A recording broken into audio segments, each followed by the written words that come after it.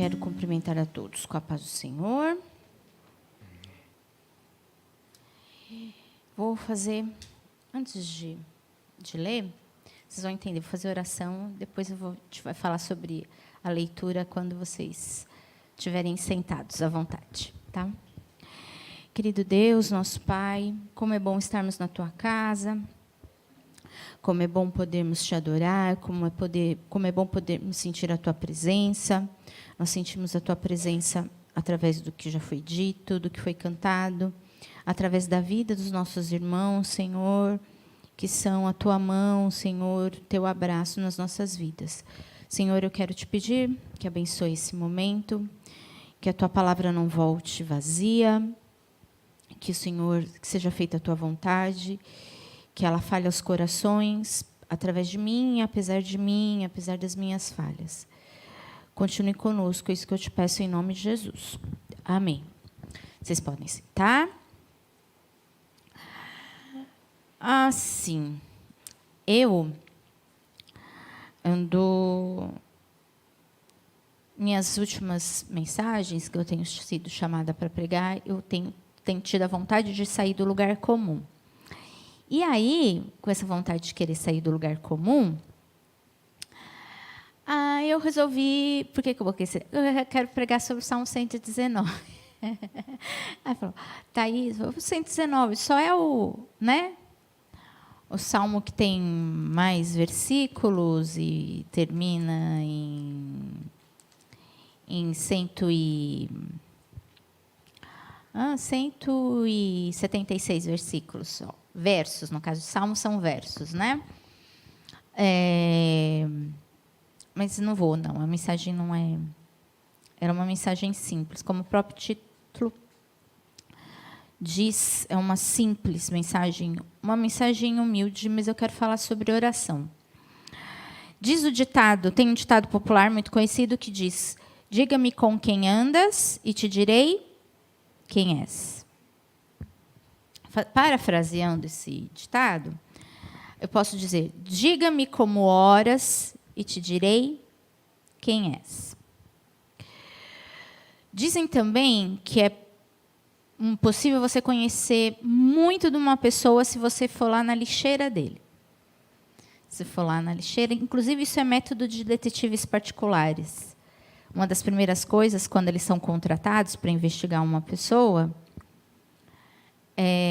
detetives particulares, a polícia também usa esse recurso, de ir na lixeira e, com a lixeira, você consegue traçar um perfil até quase que exato da pessoa.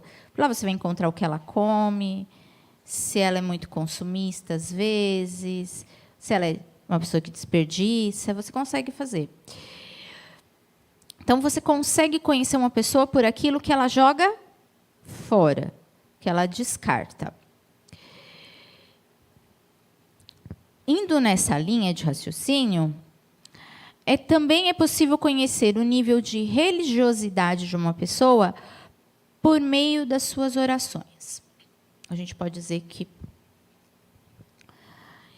Com isso, eu quero ler o Salmo 119, os versos do 27 ao verso 31, que fala assim: faze-me discernir o propósito dos teus preceitos, então meditarei nas tuas maravilhas.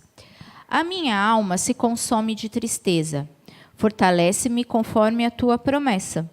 Desvia-me dos caminhos enganosos, por tua graça ensina-me a tua lei. Escolhi o caminho da fidelidade e decidi seguir as tuas ordenanças. Apego-me aos teus testemunhos, ó Senhor. Não permitas que eu fique decepcionado. Esses versos do Salmo 119 que eu li são orações, né? São pequenas orações. E o Salmo 119 todo, nos seus mais de 170 versos, também é cheio de pequenas orações. E é sobre isso que eu quero que a gente reflita um pouco. Eu afirmei que a gente consegue conhecer o nível de religiosidade de uma pessoa por meio das suas orações. por que eu afirmo isso? Vou dar uns exemplos. Se a pessoa ela só pede, aquela pessoa que, quando ora, você só escuta pedidos e pedidos, ela só pede, ela nunca agradece, ela nunca adora, ela nunca confessa pecado, isso é muito preocupante. Se ela agradece, ela adora e confessa, mas nada pede, também é preocupante. Se a pessoa nunca pede nada. Se ela termina uma série de pedidos e súplicas a Deus e termina com com alguma expressão que seria o equivalente quando você faz um requerimento, alguma autarquia oficial que fala, nesses termos, peço deferimento. Se a pessoa, quando faz essa oração, segue esse molde,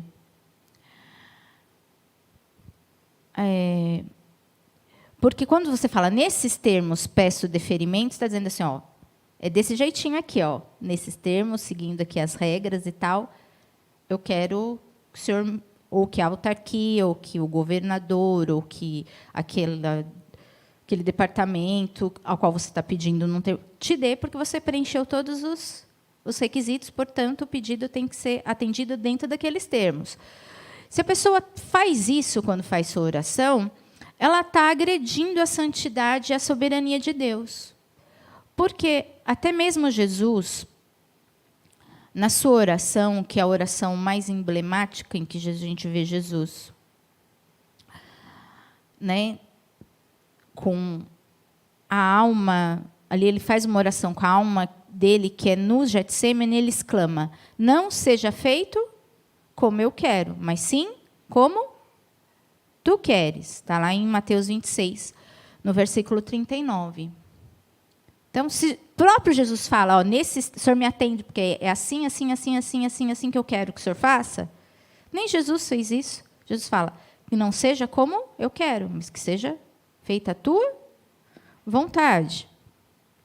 Se uma pessoa só pede cura física, sucesso profissional, bens materiais os mais caros e sofisticados, abundâncias de recursos, e nunca suplica por seu crescimento espiritual, sua santidade pessoal, por suas carências morais, é muito fácil avaliar o conteúdo cristão de uma pessoa que ora desse jeito. É fácil você fazer um julgamento sem risco de você estar fazendo nenhum julgamento temerário. E assim vai. Então, conforme a pessoa ora, você vai... Dá para você saber como o nível religioso ou cristão daquela pessoa. As muitas e pequenas orações que a gente encontra no Salmo 119 dizem quem é o salmista. Elas são pequenas orações, em cada verso a gente encontra uma oração, elas são preciosas, mas preciosas e humildes. Algumas amostras pequenas aí que eu vou começar no 27 e vou terminar no 173, mas vou pulando, tá, gente? Eu não vou fazer tudo aqui. No 27, a oração é uma oração que fala: faz-me discernir o propósito dos teus preceitos. Pulando para o 29, desvia-me dos caminhos enganosos. Pulando para o 31, não permitas que eu fique decepcionado. Não permitas que eu fique decepcionado. Pulando para o 35, dirige-me pelo caminho dos teus mandamentos, pois nele encontro satisfação. No 36, inclina o meu coração para os teus estatutos e não para a ganância. No 37, desvia-me das coisas inúteis e faz-me viver nos caminhos que traçaste.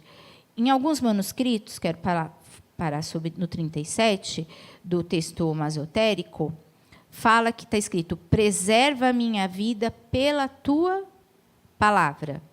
algumas traduções, alguns manuscritos, o verso 37 é assim. Pulando para o 39, livra-me da afronta que me apavora. 41, que o teu amor alcance-me. O verso 58, de todo o coração eu suplico a tua graça. No 76, seja o teu amor o meu consolo. 86, ajuda-me, pois sou perseguido. 122, garante o bem-estar do teu servo. 153, olha para o meu sofrimento. 173, com a tua mão vem ajudar-me. Por que eu escolhi esses? Porque a gente tem pequenas orações e elas pedem pela vida espiritual, pelas dores emocionais, também pedem por cura física, também pede por bem-estar, né, no 122. A gente encontra todas as orações, em todos os aspectos, no Salmo 119. Mas, o que é importante, independente do pedido que a gente encontre nesses versos? Todas essas orações, seja para qual pedido for, levam em conta a glória de Deus, e não do salmista. Aqui, no caso, Salmo 119.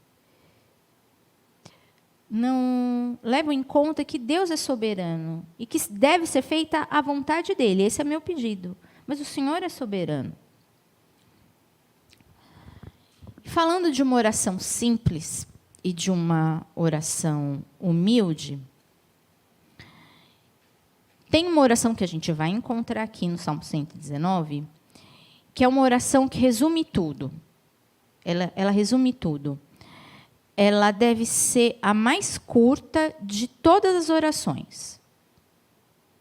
Ela tem 4 palavras. Bem curtinha, só tem 4 palavras.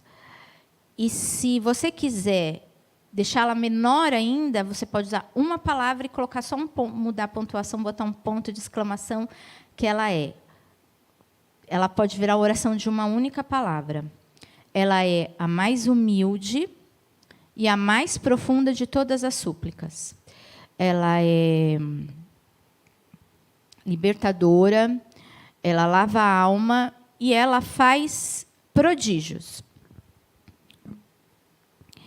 Ao enfrentar um problema básico de qualquer pessoa, em qualquer lugar, em qualquer tempo, seja o problema de ordem emocional, física, espiritual, essa oração ela pode ser feita. E ela resume tudo. Ela pode ser feita na primeira pessoa do plural, quando há outra pessoa para concordar, né, como a gente encontra na Bíblia, quando há concordância de um grupo de 2 ou mais pessoas.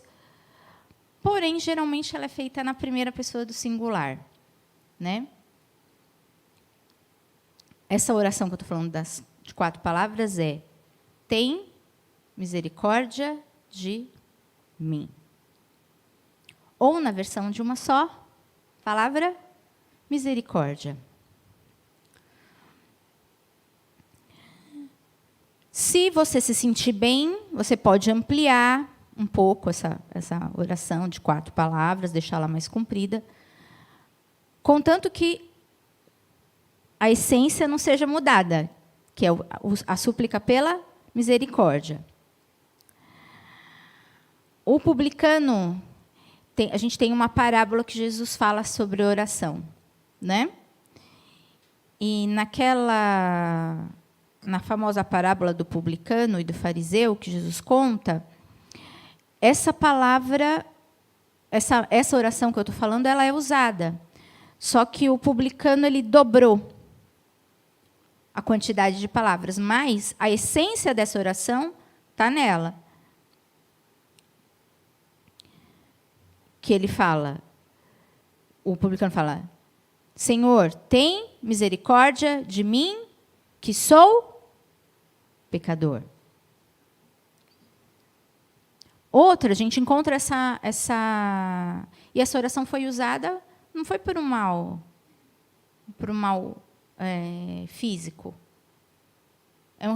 É um reconhecimento do publicano ali, do seu mal espiritual, da sua condição, né? Da condição da sua existência. Ele fala, Deus, tem misericórdia de mim, que sou pecador.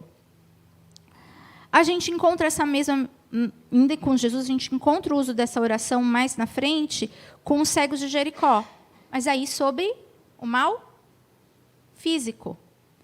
Que eles falam, Senhor, filho de Davi, o que os cegos falam para Jesus? Tem misericórdia de nós. E essa oração, que eu falo, que ela resume tudo, está no Salmo 119. Faz parte da agenda. Ela aparece 2 vezes no Salmo 119. No verso 58, que fala, de todo o coração suplico a tua graça, tem misericórdia de mim, conforme a tua promessa. E no 132, volta-te para mim e tem misericórdia de mim, como fazes aos que amam o teu nome.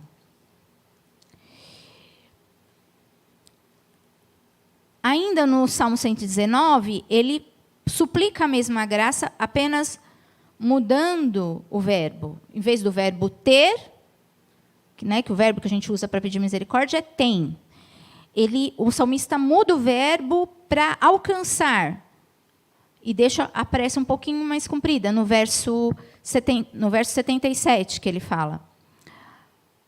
Alcança-me tua misericórdia para que eu tenha vida, porque a tua lei é o meu prazer.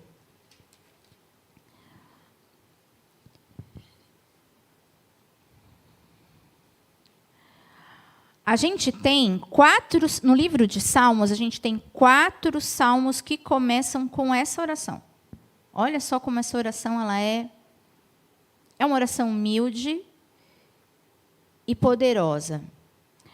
O Salmo 4, o Salmo 51, o Salmo 56 e o Salmo 57 começam com essa oração das 4 palavras. Porque o salmista que compôs esses salmos sabe que ele não pode, ele não consegue, ele não sabe viver sem a misericórdia do Senhor. Por quê? O que diz a palavra? A misericórdia do Senhor é a causa de não sermos consumidos. No Salmo 40, a gente encontra um clamor, no verso 11. Não me negues a tua misericórdia, Senhor. Só por tuas misericórdias, Deus é capaz de ouvir essas 3 súplicas desesperadoras, que a gente encontra no Salmo 51.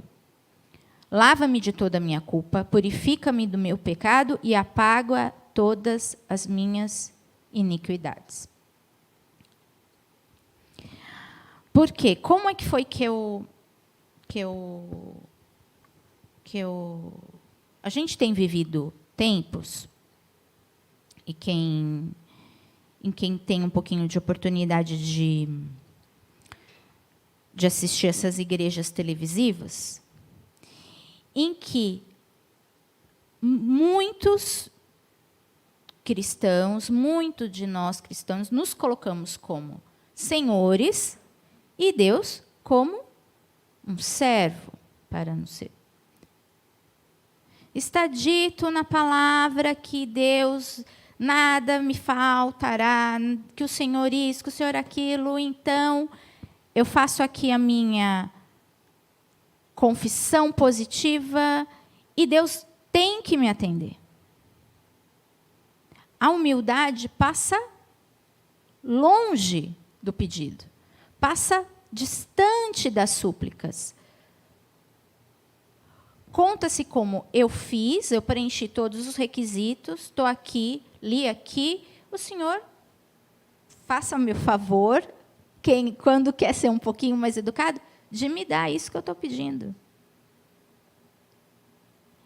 Só que essa postura é diferente da do salmista. Todas as orações, sejam para o que for, levam em conta que a glória ela é de Deus e leve em conta essa oração de que a misericórdia do Senhor.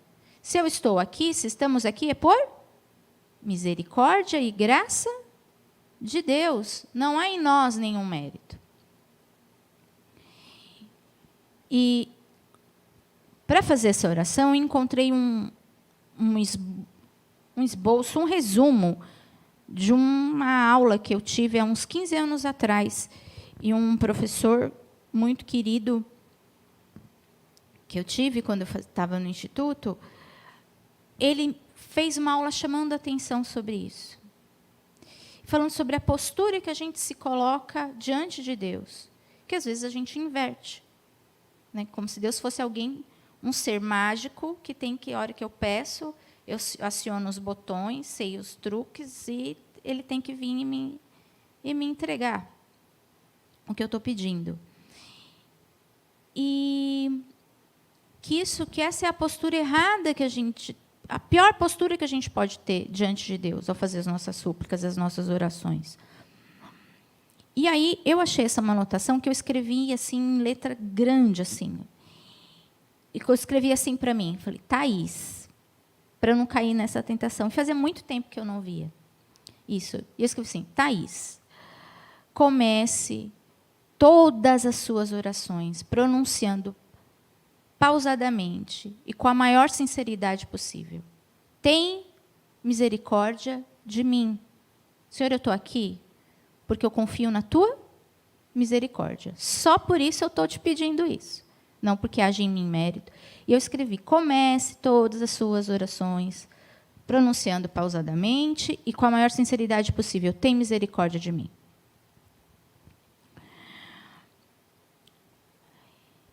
Falando sobre Salmos, eu quero trazer aqui um personagem que acho que é o personagem no qual a igreja cristã se baseia, desde a sua história. Ele é o homem, Jesus, depois de Jesus, a igreja cristã é uma igreja paulina, né? Porque em cima dele a gente...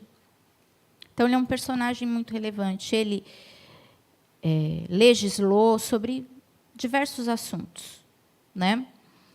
Eu quero falar sobre duas coisas sobre Paulo, sobre essa figura, sobre Paulo, sobre o apóstolo Paulo, que são misteriosas. O arrebatamento ao terceiro céu e o espinho na carne. O arrebatamento ao terceiro céu, que a gente encontra lá em Coríntios, 2 Coríntios, que ele fala de si mesmo na terceira pessoa. A maioria dos teólogos diz que ele está falando. Ele fala, conheço o irmão que, né, foi levado ao terceiro céu.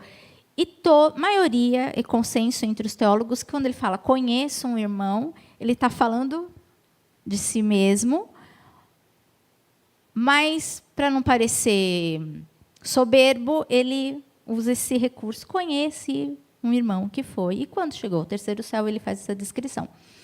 E outra coisa que a gente fala que é um mistério porque ele não fala na primeira pessoa. E outra coisa que é um mistério é o espinho na carne.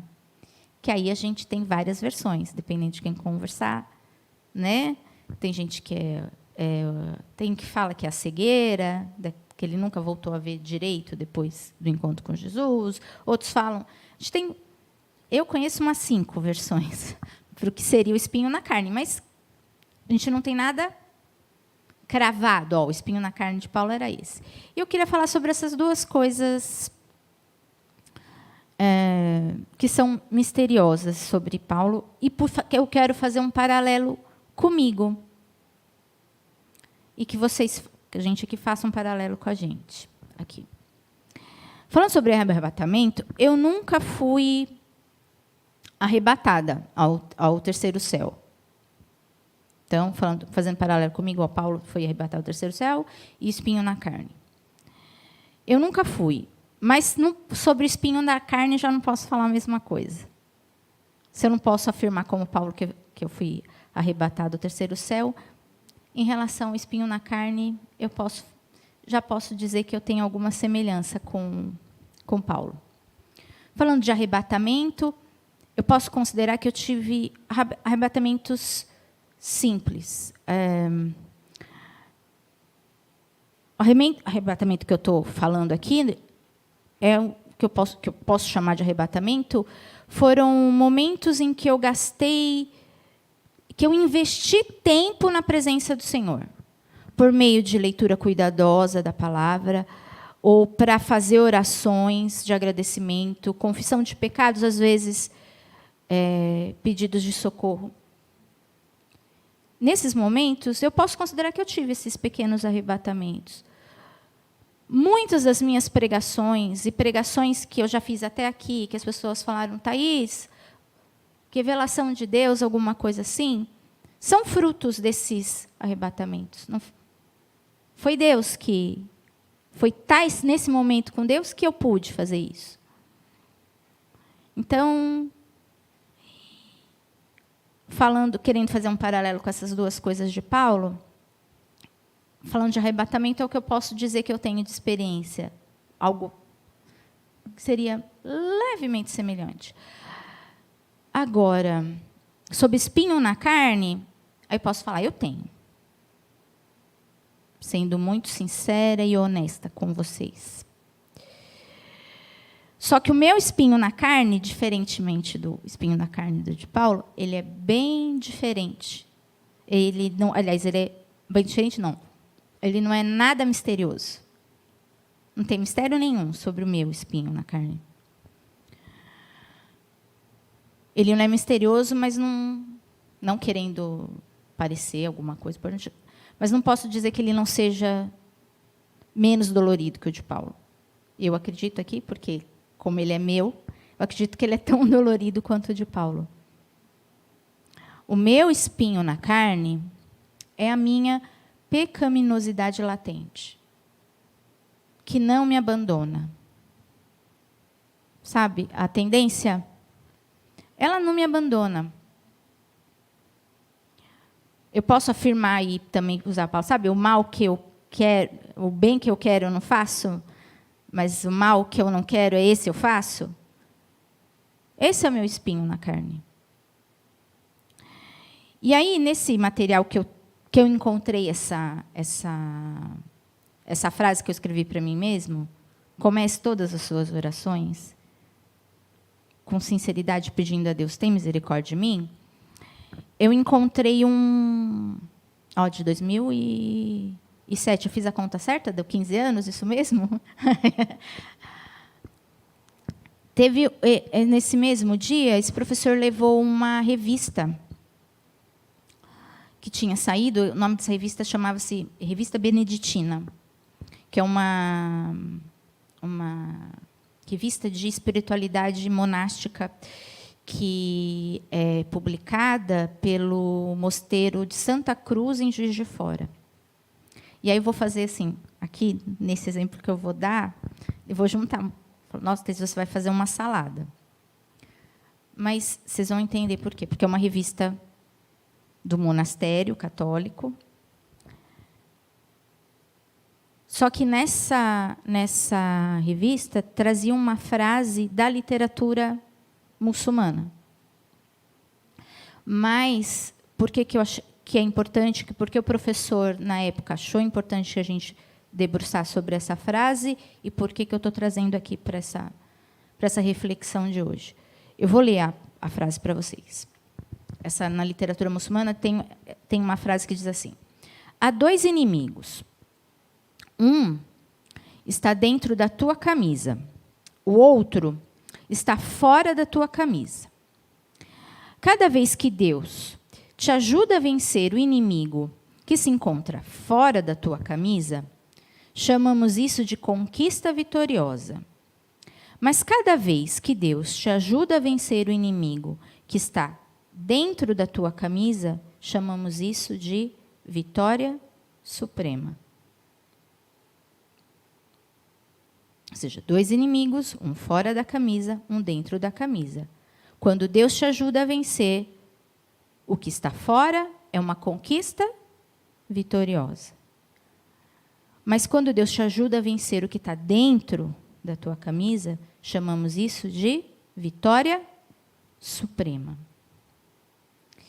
Então, para obter a vitória sobre o pecado residente, esse que a gente tem e que Paulo fala que tem. Eu não quero afirmar que é esse, o espinho dele na carne, mas posso afirmar que esse é o meu. Que ele fala, o mal que eu quero, eu não faço, o bem que eu desejo, eu não faço. Para obter vitória sobre esse pecado residente, essa tal vitória suprema aí dessa frase que eu li, falando aqui de uma experiência pessoal, comigo, todas as vezes que eu consegui isso, são orações, as orações que eu fiz, eu posso chamar, se eu tivesse um livrinho de orações, livrinho de oração da Thaís. No livrinho de oração da Thaís ia ter orações para dormir. Sabe? Tem aquela oração. Sabe aquela, eu não posso dormir sem orar? Senhor, agradeço pelo dia. Vai ter uma série de orações, vai ter o capítulo dessas orações. Vai ter a sessão da oração da refeição. Vai ter o capítulo Minhas Orações depois que tive meus filhos, que são as orações pelos filhos, pela intenção, ou aquelas orações que eu faço para ensinar, que eu fiz para ensinar meus filhos a orar. Vai ter esse capítulo no livrinho de oração. Mas os momentos em que eu alcancei a vitória suprema vão estar no capítulozinho do meu livrinho de orações, que eu posso chamar de súplicas da necessitada. Todas as vezes que eu consegui vitória sobre esse pecado residente, essa coisa que eu tenho dentro de mim, foi quando eu fiz essa oração de súplica, que eu chamo de súplicas de uma necessitada. E eu tenho e não tenho vergonha de dizer, com bases teológicas, históricas, bíblicas e pessoais, que eu, Thaís, não presto. Em mim não há mérito. Eu posso me apropriar da frase de Paulo. De outra frase de Paulo. Miserável a mulher que eu sou.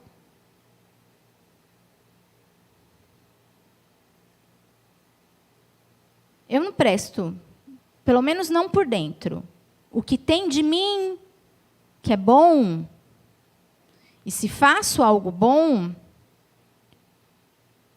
é por misericórdia e graça de Deus. Eu não me sinto distante de fazer uma loucura, de fazer um escândalo. Eu não me sinto distante disso. Por isso que eu tenho todas as orações em que eu consegui a vitória sobre isso, sobre o que a queda do homem lá atrás no jardim trouxe como consequência na minha vida, com a frase do publicano. Ó Deus, tem misericórdia de mim. Quando eu peço a Deus, porque a gente tem costume de pedir para que Deus me proteja das potestades, do ar, das forças do mal, né? Que a gente também encontra também Paulo falando sobre isso. Eu tenho que pedir também a Deus, tem misericórdia de mim e me protege de mim. Me protege daquilo que eu tenho vontade de fazer. Me protege da minha carne, Senhor. Tem misericórdia de mim. Que seja o Senhor em mim. Toma conta em mim. Toma conta de mim. Usa-me, Senhor.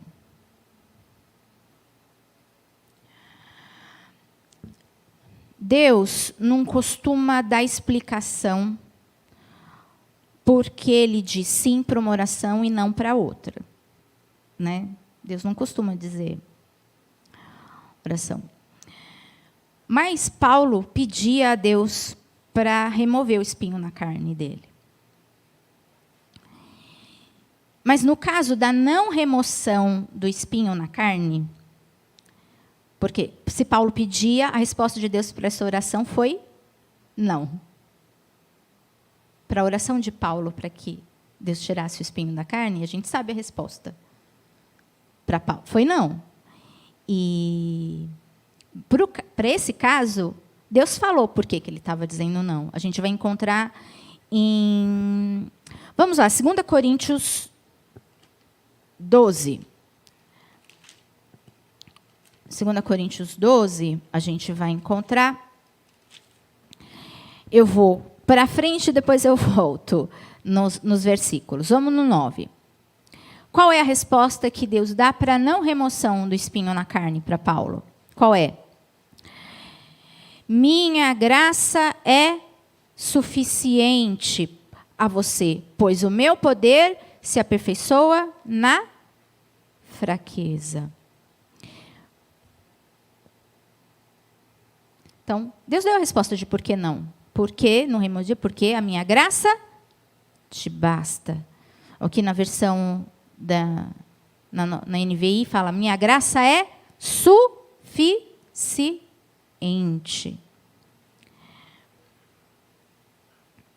E aí, quando essa é a resposta de Deus para ele, qual é a resposta de Paulo? Portanto, eu me gloriarei ainda mais nas minhas fraquezas, para que o poder de Cristo repouse em mim.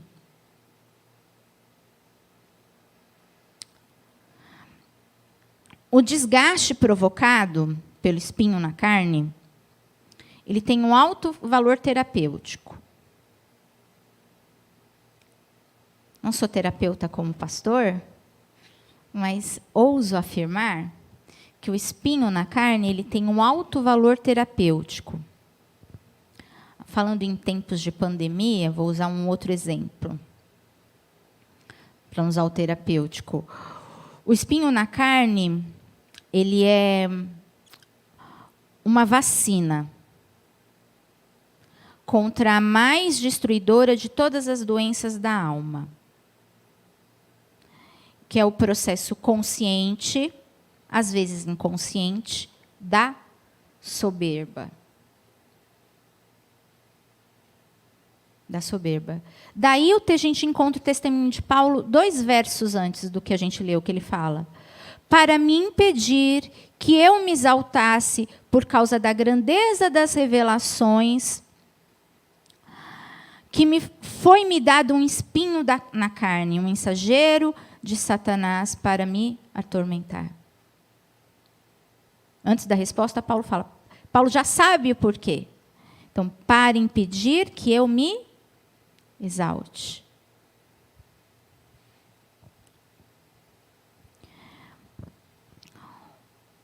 Cada um tem o seu espinho na carne.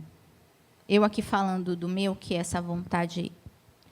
Pode ser que o seu seja o mesmo que o meu. Pode ser que o seu espinho na carne seja outro. E o espinho na carne, às vezes, ele tem uma espessura, né? E, às vezes, o espinho na carne, ele fica mais... Ele é engrossado, ele é espessado por outros problemas, fora o cerne. O espinho real, às vezes, ele fica grosso, aí ele dói mais, fica mais dolorido. Às vezes, o seu espinho na carne, falando aqui do meu, que é essa pecaminosidade latente, às vezes um problema de saúde deixa ele mais dolorido. Às vezes um problema financeiro deixa ele mais dolorido. Às vezes uma perseguição no trabalho deixa ele mais dolorido. Mas isso também é positivo. Porque faz a gente entender que nós somos total e completamente dependentes de Deus. Porque eu, na minha carne, não sou capaz de fazer nada. E aí o espinho na carne fala assim, e me faz voltar para essa oração das 4 palavras. Ou se está muito dolorido, se está muito difícil, se o espinho está bem grosso, eu não tenho força para mais nada, só misericórdia, só essa oração, só falar misericórdia, faz com que Deus me ouça e eu faça a oração do jeito certo, me colocando no lugar certo, que é Deus é o Senhor, Deus é o soberano, e eu aqui só sou algo, só posso alcançar algo, se for por graça e misericórdia dele. Amém? Isso. Que Deus nos abençoe. Vamos ficar de pé?